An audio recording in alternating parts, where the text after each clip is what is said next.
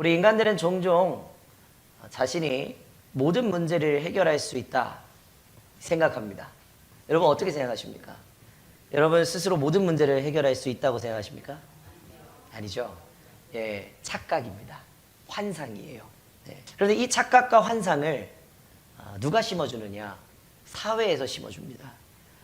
세상이 우리에게 모든 것을 할 수 있다. 너희들 능력으로 할 수 있다. 라고 이야기합니다. 여러분 인생을 돌아보셨을 때 어떠셨습니까? 예상하지 못한 삶의 거대한 위기, 또 어떤 거대한 사건이 닥쳤을 때 여러분 어떠셨습니까? 스스로 모든 문제를 해결하실 수 있었습니까? 아니죠. 그런 삶의 거대한 위기, 그리고 삶의 거대한 사건이 우리 가운데 닥쳤을 때 나의 약함과 무능함이 적나라하게 문제와 사건들 앞에서 드러나게 되는 것이죠. 우리의 한계를 직면하게 되는 것입니다. 오늘 우리가 읽은 역대하 20장 6절에서 12절까지 말씀은 여호사밧 왕의 기도인데, 여호사밧 왕은 자신의 힘으로 도저히 극복할 수 없는 상황 가운데 직면해 있는 것입니다. 한 나라가 몰려와서 전쟁을 하는 것도 굉장히 힘든 상황인데, 주변에 강대국들 몇몇 나라가 연합을 해서 여호사밧 왕과 남유다를 위협하는 것입니다. 이러한 위기 가운데에서 여호사밧은 인간적인 방법을 찾기보다 하나님께 나아가 도움을 구하기 시작합니다. 여호사밧이 오늘 하나님 앞에 올려드리는 기도는 단순한 간구가 아니라 하나님의 주권을 인정하고 또 자신의 연약함과 또 자신의 무능함을 인정하며 하나님을 전적으로 의지하는 신앙의 고백이 담긴 기도였습니다. 오늘 한 나라의 왕인 여호사밧 왕의 기도를 통해서 우리가 어떻게 하나님의 주권을 인정하고 하나님을 전적으로 의지할 수 있는지 한번 깊이 나누고 우리의 신앙이 더 성숙해지며 하나님과의 관계가 깊어지는 놀라운 은혜가 임하게 되기를 소망합니다. 여호사밧 왕의 기도 첫 번째는 6절 말씀을 한번 보실까요? 이르되 우리 조상들의 하나님 여호와여, 주는 하늘에서 하나님이 아니시니까 이방 사람들의 모든 나라를 다스리지 아니하시나이까. 주의 손에 권세와 능력이 있사오니 능히 주와 맞설 사람이 없나이다. 여호사밧의 기도는 무엇으로부터 시작이 되는가? 바로 하나님의 주권을 고백하는 기도로부터 시작되고 있습니다. 하나님이 단지 이스라엘의 역사만을 주관하시는 하나님이 아니라 온 우주와 모든 나라를 다스리시는 하나님이 바로 여호와 하나님이시다라는 것을 인정하고 있는 것입니다. 이것은 여호사밧 왕의 믿음이 어디에 뿌리를 내리고 있는가를 명확하게 보여주고 있는 것이죠. 하나님의 절대적인 통치, 하나님의 절대적인 능력을 인정하는 표현이에요. 스가랴서 4장 6절에 만군의 여호와께서 말씀하시되 이는 힘으로도 되지 아니하며 능력으로도 되지 아니하고 오직 나의 영으로 되느니라. 나의 영, 하나님의 영, 성령, 하나님의 능력으로 되는 것입니다. 그러므로 우리의 일상 가운데에서도 하나님의 주권을 인정하는 게 중요하다는 것입니다. 모든 결정, 모든 계획, 심지어 아주 작은 사소한 문제까지도, 아주 작은 선택까지도 하나님의 인도하심에 맡기는 태도가 중요하다는 것입니다. 너는 마음을 다하여 여호와를 신뢰하고 내 명철을 의지하지 말라. 우리의 방법과 생각을 의지하지 말라는 겁니다. 여호와 하나님만을 신뢰하라. 마음을 다해서, 그냥 조금 아니고 마음을 다해서 하나님을 신뢰하라는 거예요. 우리의 삶에서는 하나님의 주권을 인정하는 믿음의 훈련이 필요한 것입니다. 우리가 예배에 나오는 거 믿음의 훈련이에요. 기도하는 거 훈련이에요. 한두 번만에 쉽게 되지 않아요. 계속 훈련해야 됩니다. 하나님의 주권을 인정하면 모든 문제에서 자유로워질 수 있어요. 모든 불안에서 자유로워질 수 있습니다. 하나님께 내 마음을 다해서 맡기면 되는 겁니다. 모든 것을 맡기고 하나님의 통치하심을 신뢰할 때 그때 마음의 평안이 찾아오는 거예요. 이렇게 하나님의 주권을 인정하는 사람은 기도의 자유가 합니다.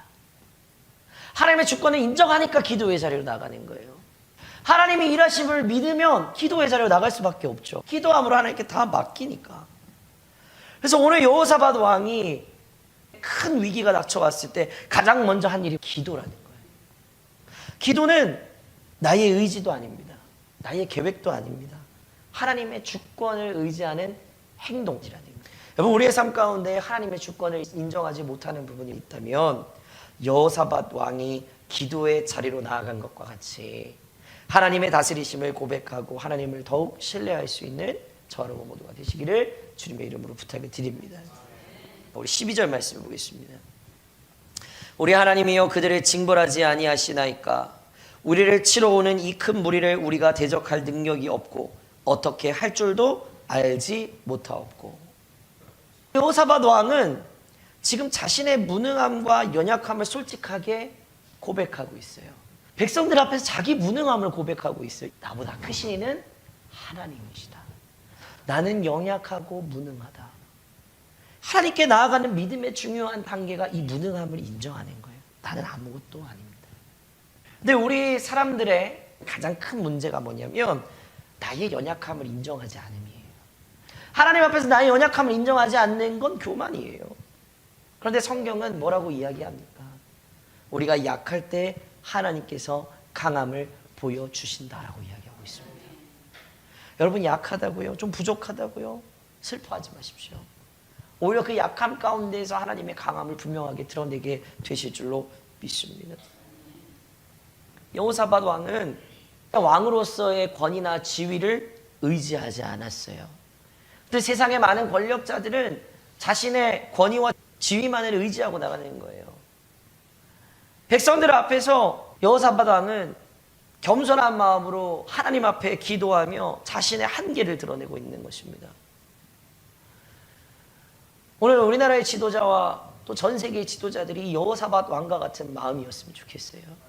하나님의 주권을 인정하고 하나님 앞에서 신앙으로 믿음의 용기를 내어서 자신의 무능함과 연약함을 하나님 앞에서 인정했으면 좋겠습니다. 하나님 앞에서 자신을 낮추고 하나님의 도움을 구할 때 하나님께서 일하시기 시작한다는 것을 우린 배워야 됩니다.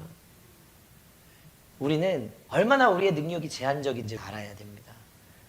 우리 자신의 한계를 인정하고 하나님의 도움을 요청하는 것은 믿음의 중요한 행위인 거예요. 하나님은 교만한 자를 멀리 하십니다. 그리고 겸손한 자를 가까이 하시고 은혜를 베풀어 주신다는 것을 여러분 기억하셔야 됩니다. 우리의 자존심이나 우리의 교만한 마음들은 다 내려놓고 겸손한 마음으로 하나님 앞에 나아가는 저와 여러분 모두가 되시기를 부탁을 드립니다.